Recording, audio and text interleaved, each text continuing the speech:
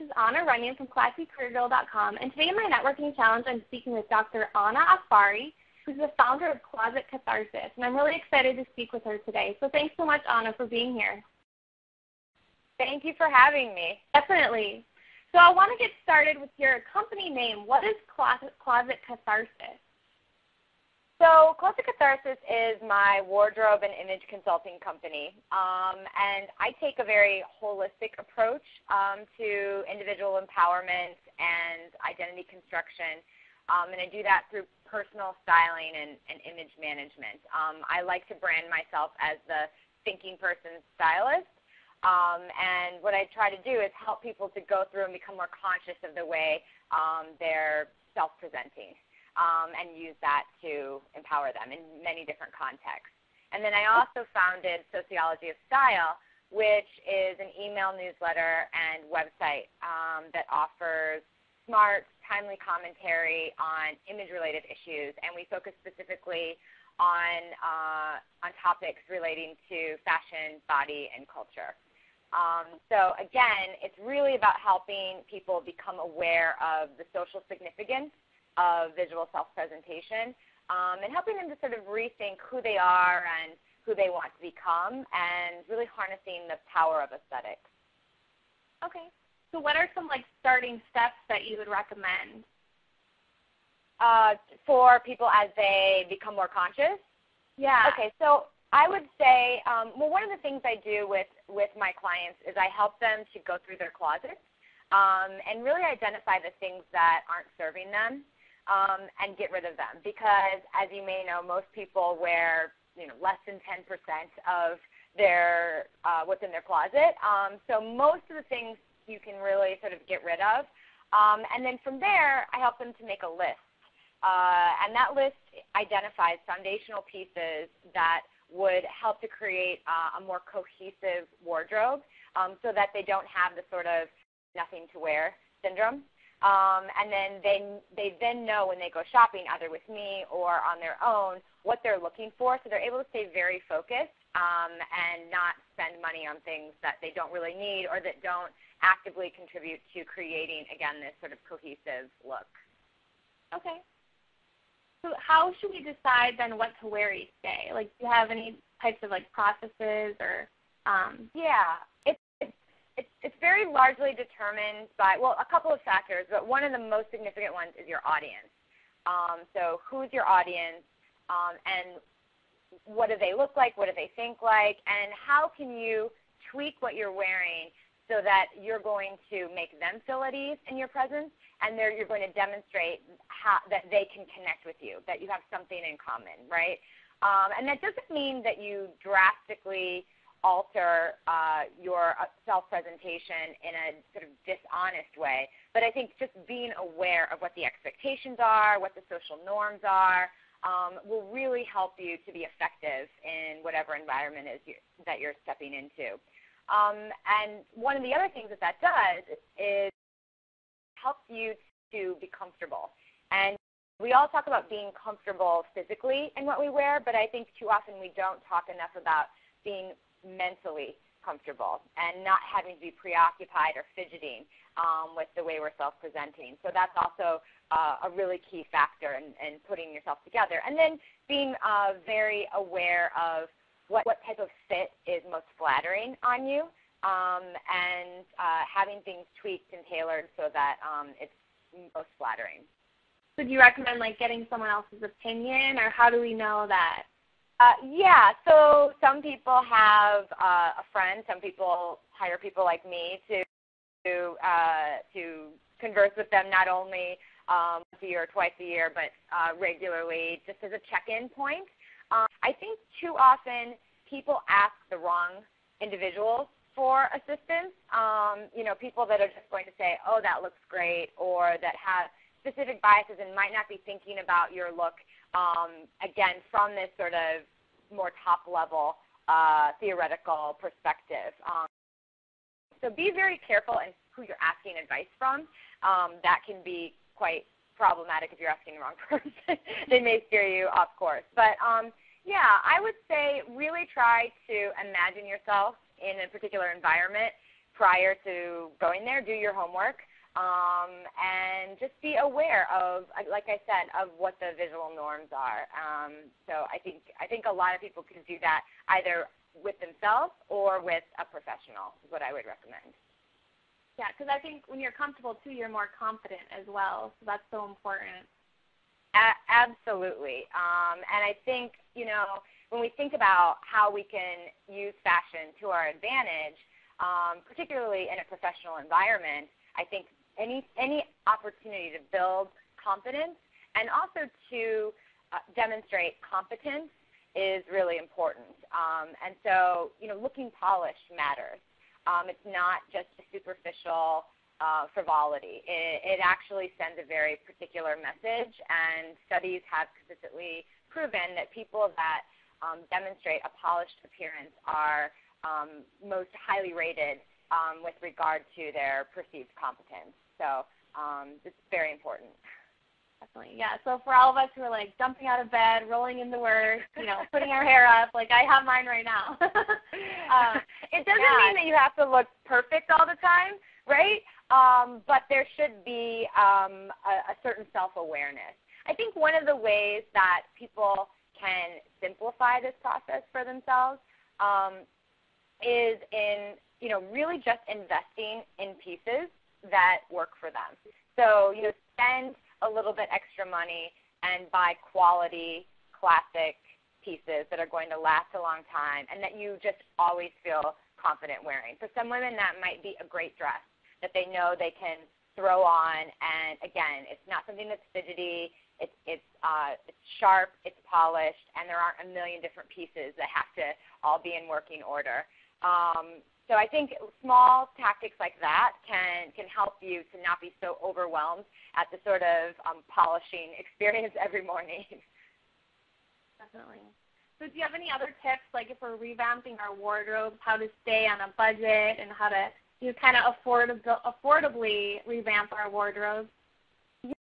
That many people, as I mentioned, many people don't wear most of the things that are lurking in their closets, and sometimes that's good, and some of those pieces should be eliminated, but there are a lot of pieces that could be reintroduced and mixed with maybe a few newly purchased items.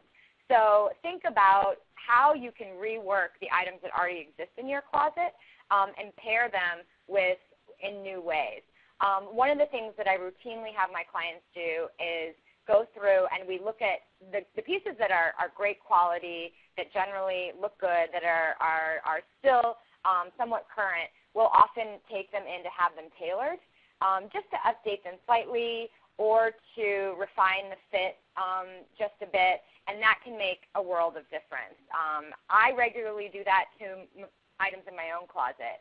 Every year I'll go through, and there'll be a few things that maybe I haven't been wearing, and I'll realize that if I just changed one or two things, it would feel very fresh and up to date. Another easy way to do that is, let's say you have a coat, maybe you purchase new buttons for it and have those sewn on. That can be done for less than $20, and it really can make it look like an entirely new outerwear piece.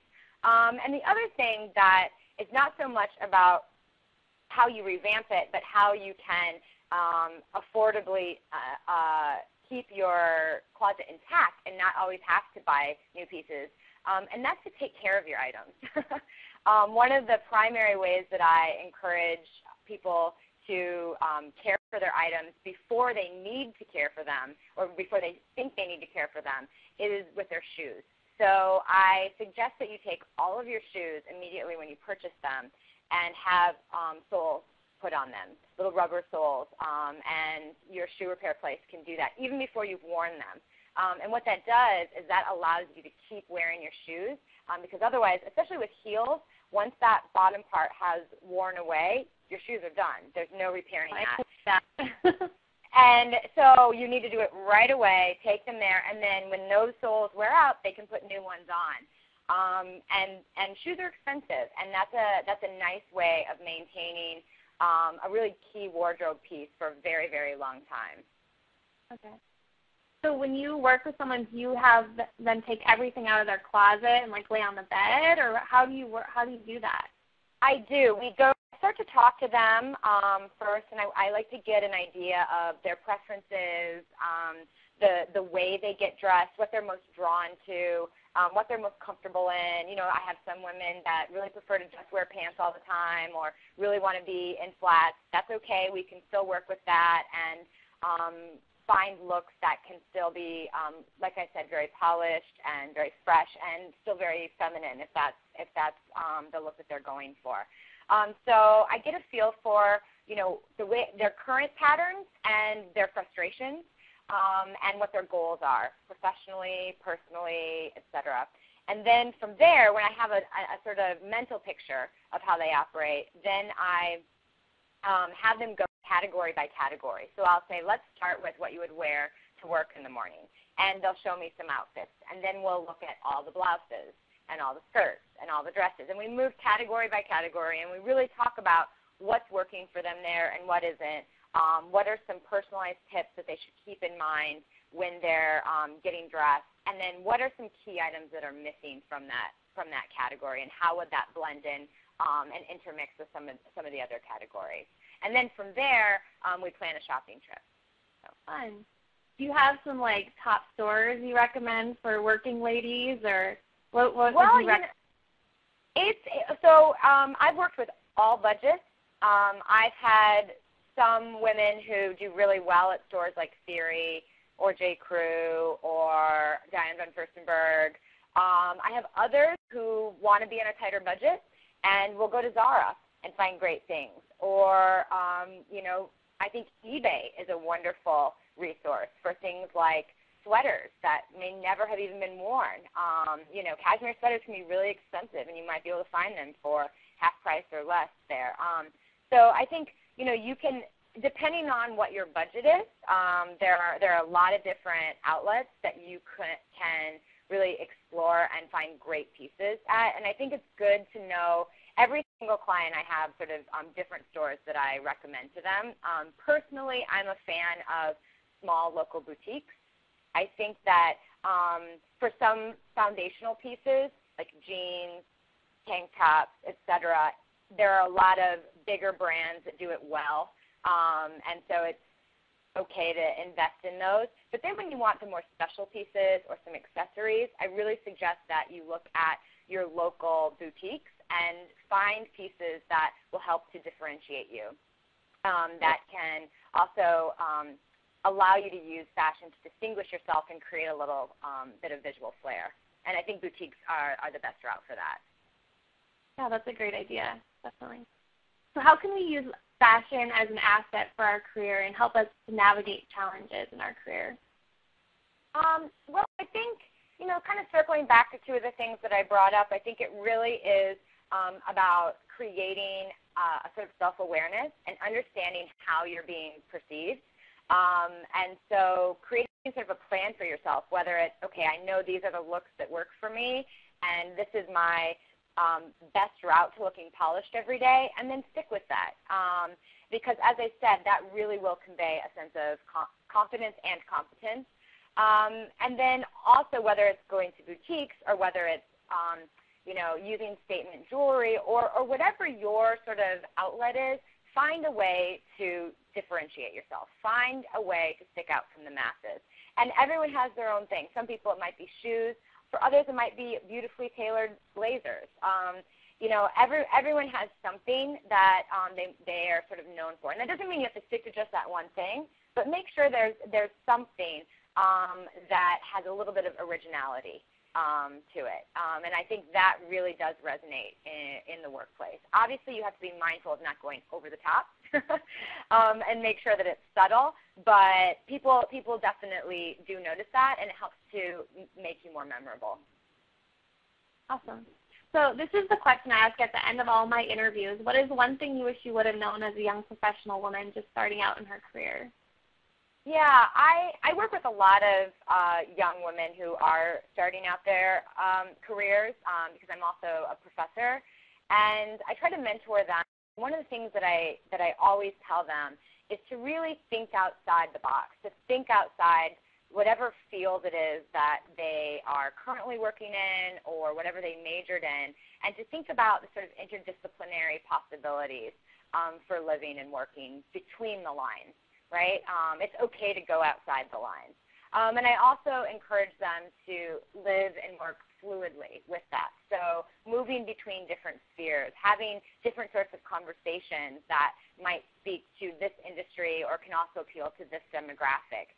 I think going broad like that, but also creating a niche area for yourself simultaneously is really important. And as you mentioned earlier, making and nurturing connections is also very important. I think sometimes young women don't understand the power of those connections and the ways in which they can really branch off and lead to innumerable opportunities and friendships and relationships, and just how rewarding that is. Not just how lucrative it can become, but how personally rewarding that is as well.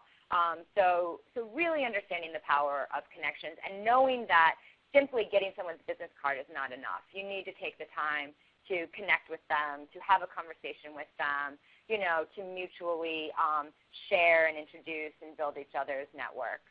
So that would be the advice that I would give to young career women. That's awesome. I love that. So where can people find out more about you online? They can look many different places. They can start at anaakbari.com. You can also follow me on Twitter at Ana Akbari. You can also sign up for my tips and thought pieces on sociology of style, or visit closetcatharsis.com and inquire about my wardrobe and image consulting services there. Awesome. Well, thank you so much. This was a lot of fun chatting today. Thank you so much for having me. Awesome. This is Anna Runyon from classycareergirl.com.